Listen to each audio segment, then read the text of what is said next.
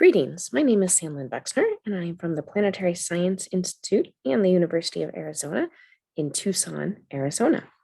Today, I'm going to be talking about an overview of evaluation for astronomy education programs. Like many of you, I am both a practitioner and instructor of astronomy and a developer, and of course, an evaluator. I want to start off by talking about why would we even want to evaluate our programs? And it really comes down to making evidence-based decisions. Many of us are scientists, many of us are educators, and we think about why we make decisions in our lives and in our jobs. And it's all about collecting data to help us make some informed decisions. And when we think about assessment overall, really, it's helping us understand the needs of our audiences and our communities. It's helping us understand the quality of the products and the activities that we're producing, that we're implementing. And of course, the very important, helping us improve those activities and those implementations. It helps us understand the alignment of our programs and activities to what the audience needs. And of course, the ever needed impact of our programs. We want to know all about our great work. And so when someone asks, why should I evaluate my program? These are the types of things I like to talk about. If you don't have any evaluation, how will you know that you're successful? There are lots of ways to know you're successful, but collecting some data, being systematic, will really help you make that story more compelling and believable. You want to measure the things you do really well and the things that you might want to improve. So the good and the bad. And again, knowing that something didn't go as well as you wanted is just as important as knowing what went well. Because of course, we're always trying to continually improve the work that we're doing. And lastly, we want to be able to show off the good work that we're doing and be able to apply for funding or work with new partners, and again, have that evidence to show what a great program we have. And so, how do we know that programs are great? When we think about evaluation is asking questions like, are you meeting your goals? To what extent are you meeting your goals? Is this program worth the money that may have been put into it? So there are lots of evaluative questions we can be asking about our programs to help us decide, really, should this program continue and what changes might need to be made to make it even better.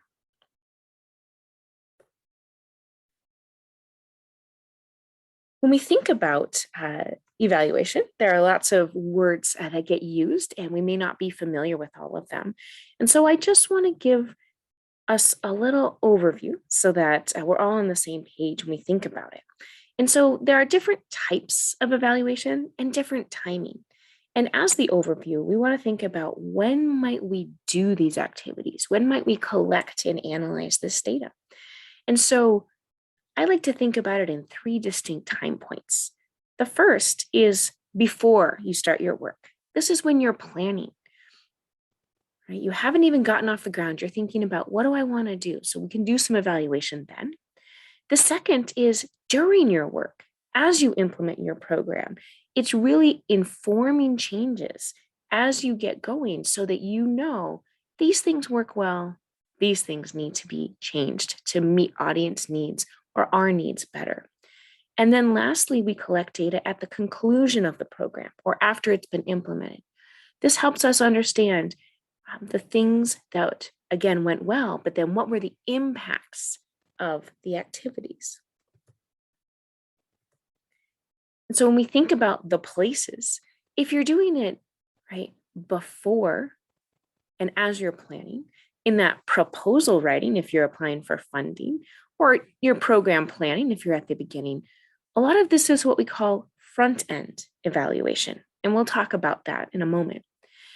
The evaluation that gets done during our programming, so while things are going on to help us inform changes, that's called formative evaluation.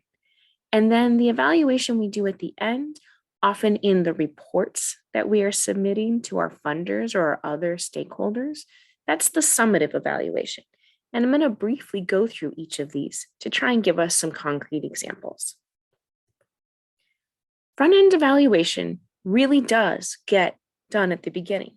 It's collected at the very first part of the project because it's going to inform everything else that happens. Often, funding agencies are asking you to do front-end evaluation to inform your proposals, and you want to be very careful that if you are looking for funding, that you've done this important work. This could look like a needs assessment, really going out and asking the community or the schools or the community center that you work with, what is it that your students need? What is it that your participants need? We want to be careful that we're not just creating programs because we want to create them and we think they're wonderful, but that they really have an end user in mind. And we've asked that end user, what are the things that will be of value to you? This may look like doing a literature review, looking at journals or other evaluation reports, or talking to other projects who've done similar work to really understand.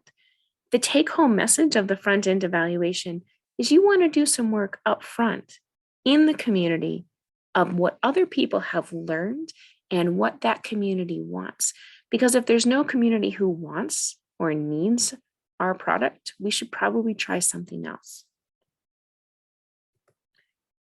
Formative evaluation, again, we see these words, means we're going to be doing some work while we're implementing. And so it's really helping you understand. Now, if you are developing an activity or a new book, you want to try those pieces out, see what people think. And again, trying it out on the audience is intended for. You might be running a workshop.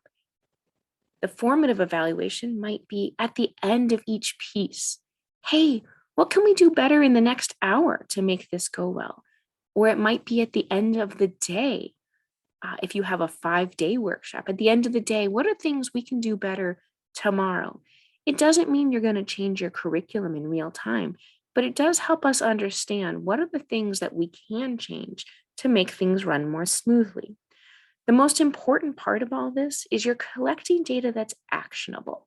Don't bother collecting data if you're not going to have time to look at it or you're not willing to make a change. And so this kind of evaluation means that you're willing to make a change, you're able to make a change, and you're going to ask your audience for some help so that you can make improvements as you go. And then the last type of evaluation, the summative evaluation. We might use words like outcome evaluation or impact evaluation. The essence of this is we really want to know, how did everything change as a result of participating in our program, doing our activity, coming to our lecture, all of that. And so this usually goes in our final report. It tells us, hey, what happened? How well did this align with what we wanted to have happen? And so we like to often think about long-term questions, long-term impacts. All of this is bound up in our summative evaluation. Now we want to think about the nitty-gritty. What are the kinds of things we want to learn about? What kinds of evidence? What kinds of data? And so I put this in some categories we'll talk about, but often many of us want to know, did we change someone's knowledge? Do we change their skills? Are they doing better in school? Might they want to go on into a STEM career? Are they doing better at their job? Do they like science? Do they believe in science? Are they motivated to do other programs? Right? When we think about behaviors and choices, again, might they choose to take another astronomy class when they get to college? And so there's a lot of things when we think about what is it we want to know about the people we're doing these programs for. There are lots of ways to think about this. I'm going to share with you one from the National Science Foundation in the US. This was from a framework, and I've put the link in there if you'd like to visit, about informal science education. And even though it was designed for informal science education, I have found it to be a very valuable framework in thinking about the types of things we want to know. And so The first line is just an awareness, knowledge, or understanding at the most basic level, right? Do they know why there are moon phases? Are they aware of the space program, right? So we might even think about this as a science booth or coming through and having a discussion, attending a lecture. The second is about engagement and interest. Have we hooked them? Do they want to do more? Are we hoping, right? So are they now interested in the topic or interested in science in general? We might think about their attitudes towards something, their attitudes, their positive attitudes towards spending funding on certain activities, or just maybe their attitude about having a career. You can imagine lots of things we have attitudes about. The next is, do they change their behavior, right? And so we could think about this is really big when we think about climate change. We think about improving the environment, spending habits. And these are a little bit harder to understand. And so we might have intentionality to change our behavior, or we might have enough tools to be able to ask them later if they've changed their behavior. And then lastly, we might think about skills. Are they better at something and something that we can measure as a performance task? I also want to bring up this idea that there are some temporal aspects of data collection, all based on the types of questions we want to answer. So we might want to know, is something there? What do people know or believe? We might think about one point in time as just an assessment. We might also want to know immediately after, did it change? Well, if we want to know change, we might have to do a pre and post, a before and after to make sure that what we did had an impact on their knowledge or their attitudes. And then, of course, there's the long term. Did coming to this program have an impact for a long time? We'll need to do some follow-ups. And so thinking about the timing and when you need to collect is important. To give you some really great concrete examples, we might think about the knowledge, skills, and achievement. This is not an exhaustive list, but I wanted to give you some real examples that you could think about. So when we think about knowledge and skills, we might think about tests, grades, these wonderful things called concept inventories that help us understand deeply participants' knowledge about certain topics. There might be other surveys. You could talk to people and do interviews. Focus group interviews are when we talk to multiple people at one time.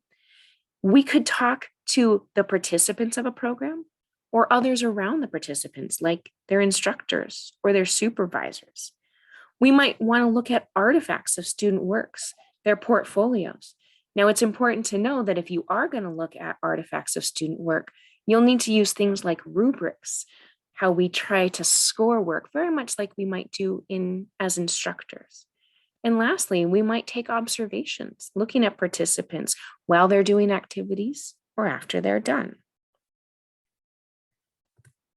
When we think about interests, beliefs, motivations, and attitudes, right, we have to really be able to ask participants about these. And so often these are done in either surveys, right, written tools that can be done online or on paper, or we can do it through interviews or focus group interviews, really asking them, what do they think? What are their motivations?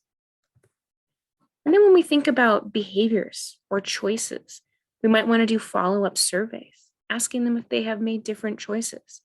We could also do those interviews or focus group interviews. And then we could look at participant records, such as school records or employment records, wanting to be careful to think about the type of information we're collecting, but this will help us answer these types of questions. As a big picture, as we think about the other talks that we're going to see and other people we're going to be kind of hearing from, the most important thing when you think about what tools, what should I collect is, what evidence is going to convince you? How will you know you've achieved your goals? Is it about the knowledge that people have gained? Is it about what they say to you? And so what tools you use, what is the threshold? Are you looking for huge changes or just little changes? And those questions will really drive both the data you collect and how you plan to analyze it. Briefly, I want to talk about two broad strokes of different kinds of data. We have what we call quantitative data. This is when we are assigned a numerical score. right? Or we're asking them to assign a new numerical score. So those are test scores, or maybe something we call a Likert scale survey, things where you say, how much do you agree on a scale of 1 to 5?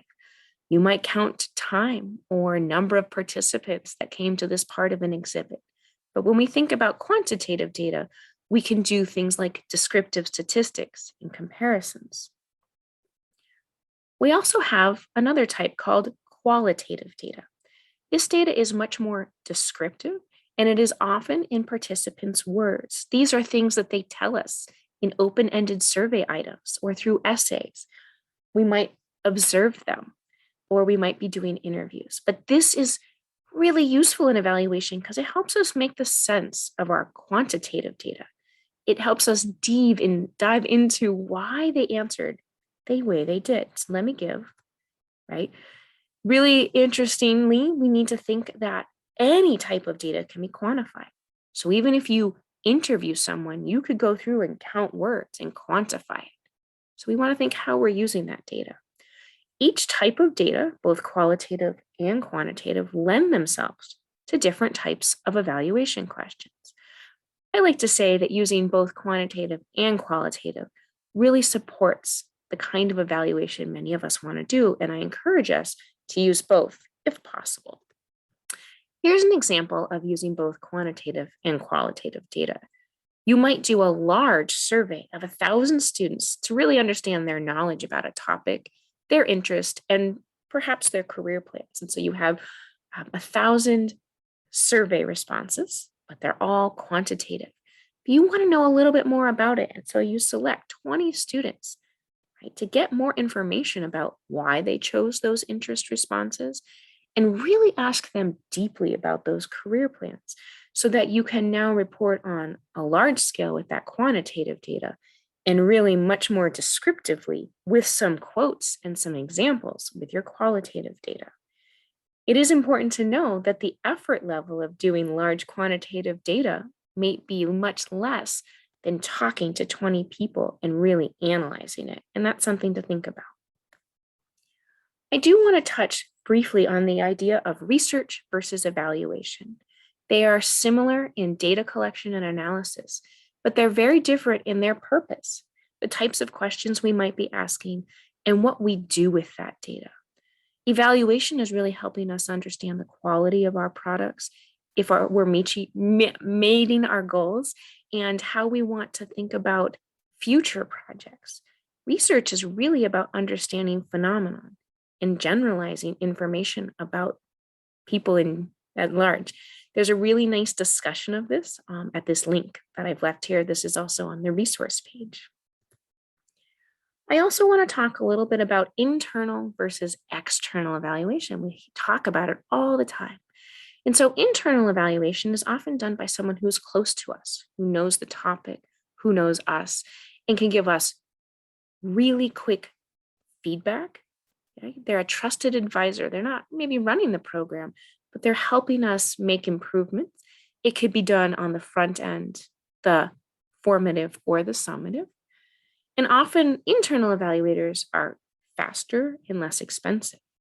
External evaluators are those who are not close to us. They're going to give us really honest and critical feedback. They're outside our power structure, and they're often required for large funders. And so thinking about working with an external evaluator is someone who's going to come in and help you understand if you met your goals. They're often more expensive, and it takes some more time to work with external evaluators. In either case, it's important that you're working with these evaluators all the time as you go through your project, not just at the end. So lastly, I want to really talk about including evaluation in proposals for funding, because you want to be able to articulate your goals. You might have a logic model, and we'll talk a little bit about that. You need to include evaluation questions, how you're going to collect data. And if you are going to work with an external evaluator, you should have that person helping you write the proposal. Again, your evaluator should always be embedded in your project, not just coming in right at the end. You want this person to really help you think about all of this. Here's a very basic logic model, and I'm including lots of resources. This is where many people kind of get frightened. They're hard to build. I'm giving a very basic one here. It is not the only way to build one, but I think about if the program went perfectly, what might I expect? And so I have a goal. I talk about the activities I'm going to do, hopefully, to get to my goal. Then I'm going to talk about what are the outputs? What are the things I can count that I did successfully? The outcomes, how are the humans going to be different as a result of being in this program? I want to talk about impact, what might the community look like as a result, and then how I'm going to know that I reached my goals. Again, outputs and outcomes kind of are hard for us to remember the difference. And so I think about outputs as metrics. They're things that we can count, numbers, time on task, how many people showed up, all the things that you can just say, we did this and these are the numbers. Outcomes are really about how you want humans to be different as a result of being in your program. And it can be immediate or more long-term. And then impact is how do you want the world to be different as a result of being in your program? So think about your vision of change. What do you want things to look like? We often get questions about how to find an evaluator. There are several tools. This is from the American Evaluation Association. It works for all over the world. You might have a university teaching and learning center, a college of education. Often we ask our colleagues or we reach out to our network here, and you're always welcome to reach out to me, and I can put you on a path to helping to find an evaluator. And my take-home message is this. Evaluation is incredibly valuable for all the work you do, whether it's community-based, school-based, right? Writing books, all of it. And so it helps you show the value of your work, helps you improve your work, and it can be done on both a small or a large scale. This doesn't have to be a huge multi-million-dollar project. It can just be, how did that lesson go in my class? So where do I start? Well, you just got to try it out. So it doesn't matter if you have a big question or a small question, right? Ask a question about your own work and collect some data. And hopefully more of the tools we're going to be sharing here today will help you get on that path to collecting and reviewing that data. I just want to show you the resources that I am sharing. I'll have lots of guides to starting an evaluation, including how to do those logic models, guides to preparing evaluation proposals, right? The piece in the proposal, lots of links to data collection tools. And I know many of our other talks will be talking about these different kinds of data collection, really resources for quantitative and qualitative analysis. What do I do with all this? Some sources where you can read other people's evaluation reports, and of course, some standards for doing evaluation, which might help you in selecting an evaluator or determining whether you want to work with someone. And with that, I'm going to say thank you. I really am looking forward to our conversation. Here's my email if you want to reach out, and I'm very excited to be sharing all of this with you today.